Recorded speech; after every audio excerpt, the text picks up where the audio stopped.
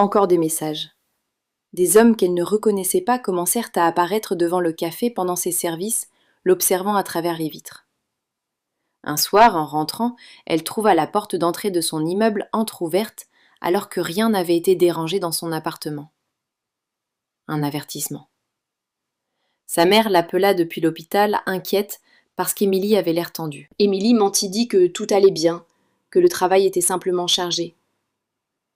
Sarah allait mieux. C'était tout ce qui comptait. Émilie ne pouvait pas laisser sa mère apprendre quoi que ce soit de tout cela. Alexander continuait d'apparaître au café chaque matin à 7h15, mais maintenant son observation semblait différente, plus intense, plus protectrice. Une fois quand l'un des hommes qui la surveillait s'approcha un peu trop de l'entrée du café, Alexander passa un simple coup de fil et l'homme disparut en quelques minutes. Émilie savait qu'elle devrait lui en être reconnaissante. Elle savait qu'elle devrait probablement utiliser cette carte demander de l'aide. Laisser quelqu'un qui avait du pouvoir et des ressources gérer cette situation qu'elle ne maîtrisait plus. Mais la fierté et la peur la gardaient silencieuse. Elle s'était mise elle-même dans ce pétrin. Elle trouverait un moyen d'en sortir. La 4e nuit, après l'affrontement au café, Émilie resta éveillée dans son appartement à 1h du matin, les yeux fixés au plafond, essayant de comprendre où elle pourrait bien trouver 10 000 $. Son téléphone était posé sur sa table de nuit, la carte de visite noire glissait dans l'étui. Elle prit les deux, faisant tourner la carte entre ses doigts. Un seul appel. C'était tout ce qu'il faudrait. Mais Emily Grant avait passé toute sa vie à régler ses problèmes seule. Demander de l'aide à un homme comme Alexander Rossi lui donnait l'impression de se jeter d'une falaise sans savoir où elle atterrirait. Elle remit la carte en place, éteignit son téléphone et essaya de dormir. Demain, elle trouverait une solution. Comme toujours. Demain. Le bruit du verre qui se brise arracha Émilie à son sommeil léger à 2h17 du matin. Pendant un instant, elle resta figée dans son lit, le cœur battant à tout rompre, en se répétant que ce n'était rien. Un accident de voiture dehors. Quelque chose qui était tombé dans un autre appartement. N'importe quoi sauf ce que son instinct lui hurlait. Puis elle entendit les voix. Masculines. Rudes. Elle venait de l'intérieur de son appartement. Où est-elle ? Vérifie la chambre. Le corps d'Émilie bougea avant que son esprit ait pleinement compris. Elle roula hors du lit, attrapa son téléphone sur la table de nuit et courut jusqu'à la salle de bain. La seule pièce de son minuscule studio qui avait une porte pouvant se verrouiller. Ses mains tremblaient si violemment qu'elle parvint à peine à tourner le verrou dérisoire, ce genre de serrure qui ne résisterait pas à un enfant déterminé, encore moins à des hommes adultes aux mauvaises intentions. Elle recula dans l'angle entre les toilettes et le mur, se faisant aussi petite que possible, le téléphone serré contre sa poitrine. À travers la fine porte de la salle de bain, elle les entendait détruire son appartement. Le fracas des meubles renversés. Le bruit de la vaisselle qui se brisait. Ses affaires déchirées, fouillées, saccagées. Le patron a dit qu'elle doit 30 000. Il est temps de lui faire comprendre qu'on est sérieux. Elle s'est peut-être sauvée, la fenêtre est ouverte. L'escalier de secours, vérifie. Déjà fait. Elle est quelque part ici, probablement cachée. Émilie plaqua une main sur sa bouche pour étouffer sa respiration. Tout son corps tremblait sous l'adrénaline et la terreur. C'était vraiment en train d'arriver. Les menaces étaient réelles. Et elle était piégée dans un appartement au 4e étage à Dorchester, à 2h du matin, avec 3 hommes qui voulaient lui faire du mal. Sa mère. Cette pensée la frappa comme un coup physique. S'il arrivait quelque chose à Émilie cette nuit qui prendrait soin de sa mère, qui s'assurerait que Sarah aille à ses traitements ? Qui resterait auprès d'elle pendant les mauvais jours quand la chimio rendait tout douloureux ? Les larmes coulaient sur le visage d'Émilie, tandis qu'elle écoutait les hommes se rapprocher. Des pas traversaient son petit espace. Des tiroirs étaient arrachés. Ces rares biens précieux étaient traités comme des déchets. « J'ai trouvé la salle de bain, la porte est fermée. » Un poing s'abattit contre le bois mince, faisant sursauter Émilie si violemment qu'elle faillit laisser tomber son téléphone. « Emily Grant ?» La voix était calme, presque agréable, ce qui d'une certaine façon rendait la chose encore pire.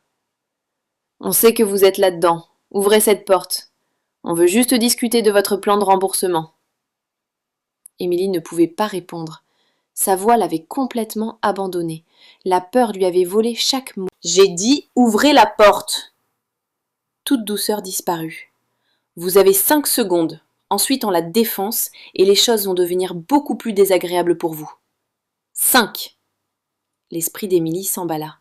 Elle pouvait crier, peut-être que quelqu'un entendrait, peut-être que quelqu'un appellerait la police.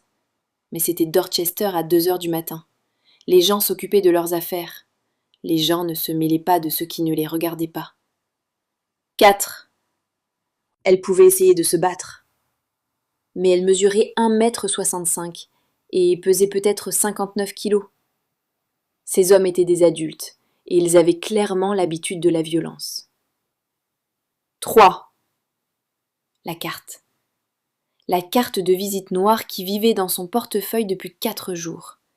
Le numéro qu'elle avait fixé chaque soir avant de se convaincre qu'elle n'avait pas besoin d'aide.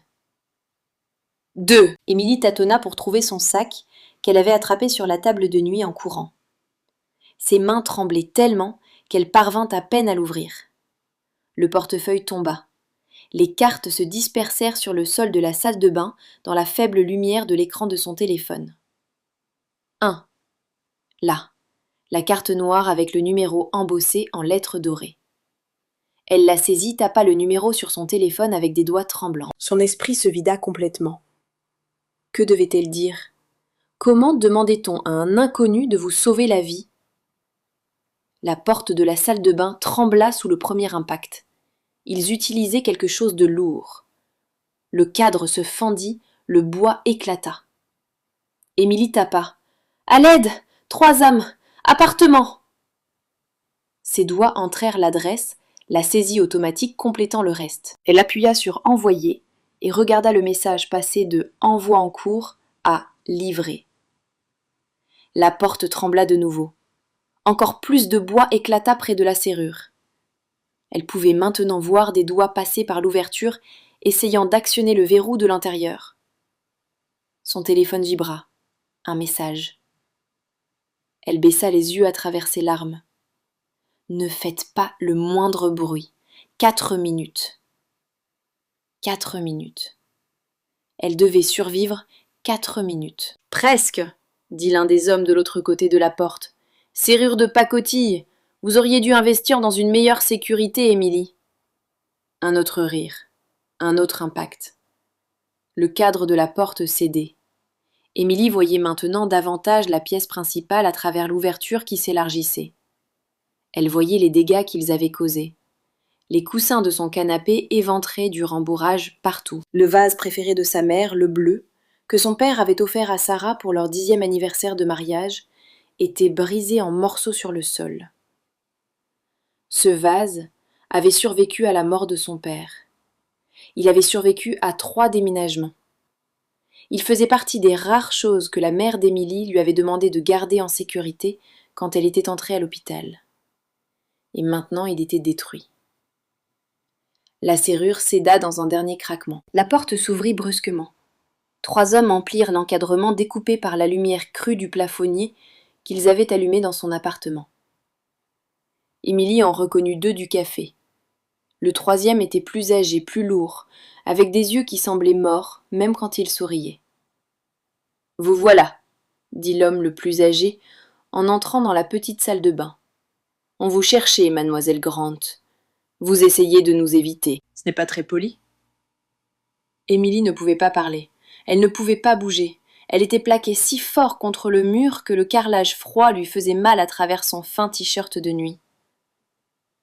« Laissez-moi vous expliquer comment ça marche, » continua-t-il en s'accroupissant pour se mettre à hauteur de ses yeux. Son haleine sentait la cigarette et quelque chose d'aigre. « Vous nous devez de l'argent, beaucoup d'argent. Vous évitez nos appels, vous avez demandé à votre petite amie de faire peur à nos collecteurs. C'était un manque de respect. Alors maintenant, on est là pour vous apprendre le respect. »« Je n'ai pas l'argent, » murmura Émilie. « Je vous l'ai dit, il me faut plus de temps. » Le temps est écoulé. On a été patient. 6 mois de patience. Mais vous nous avez humiliés devant tout un café. Vous nous avez embarrassés. Alors maintenant, le prix a augmenté. 50 000. 50, mais vous aviez dit 30. Ça, c'était avant. Maintenant, c'est 50. Appelez ça des intérêts. Appelez ça une pénalité. Appelez ça comme vous voulez. Vous avez jusqu'à demain soir pour nous trouver 50 000 $ ou on commencera à se faire payer autrement. L'un des hommes plus jeunes s'appuya contre l'encadrement de la porte. Une jolie fille comme toi, il y a plein de façons de rembourser une dette. L'estomac d'Émilie se retourna. Toute l'horreur de sa situation s'abattit sur elle.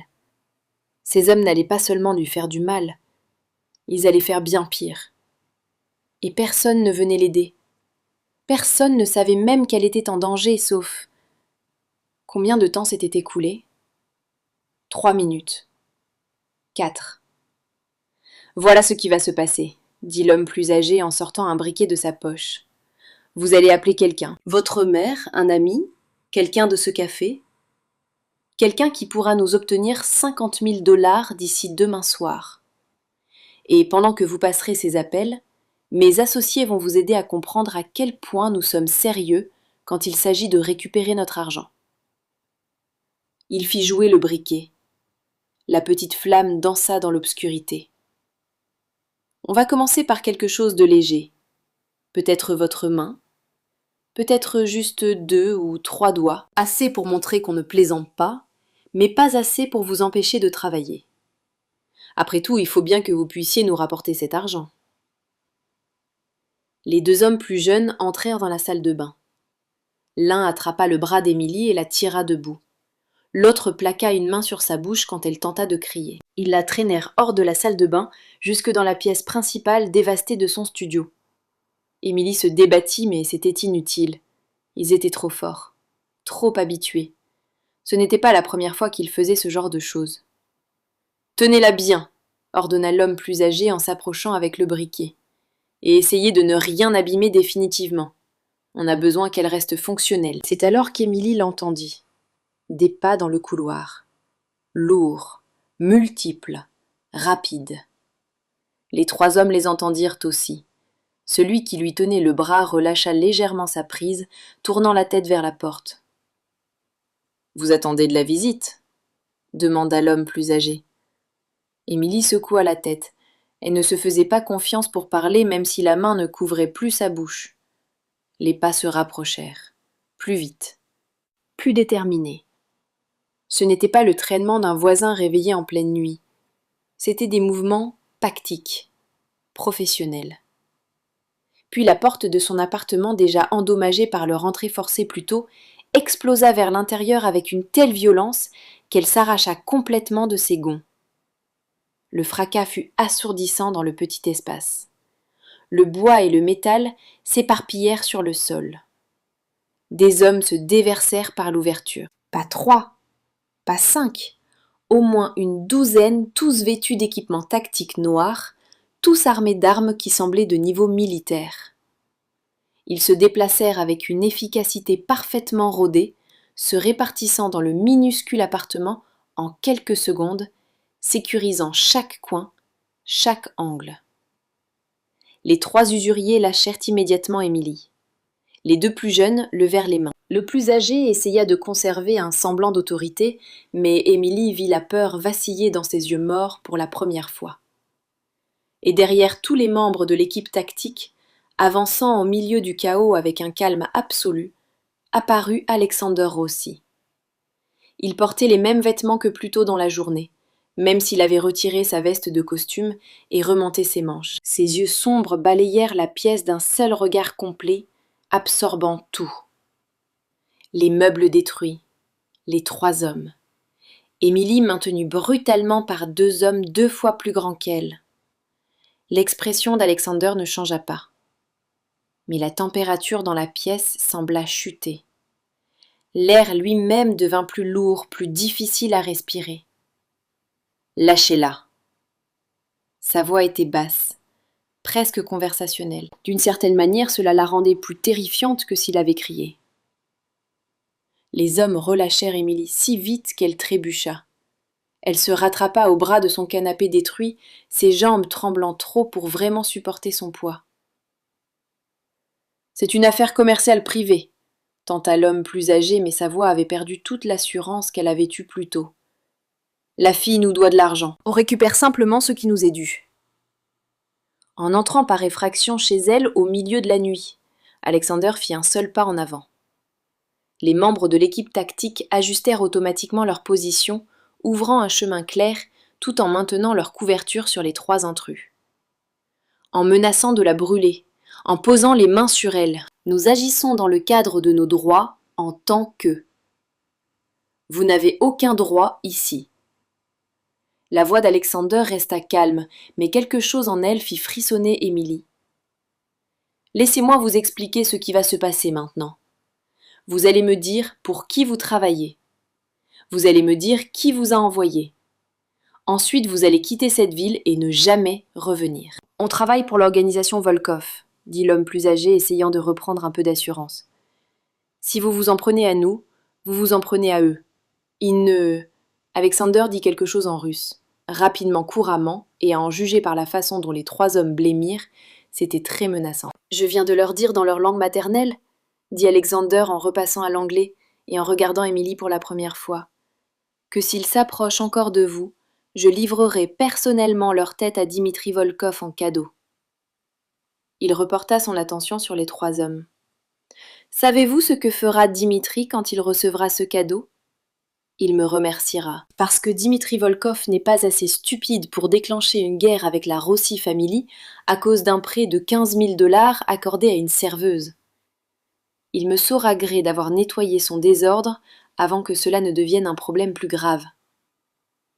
Alexander sortit son téléphone et tapa rapidement quelque chose. Voilà, je viens de transférer 50 000 $ sur un compte que Dimitri reconnaîtra, plus qu'assez pour couvrir sa dette initiale ainsi que vos pénalités gonflées. Le prêt est remboursé.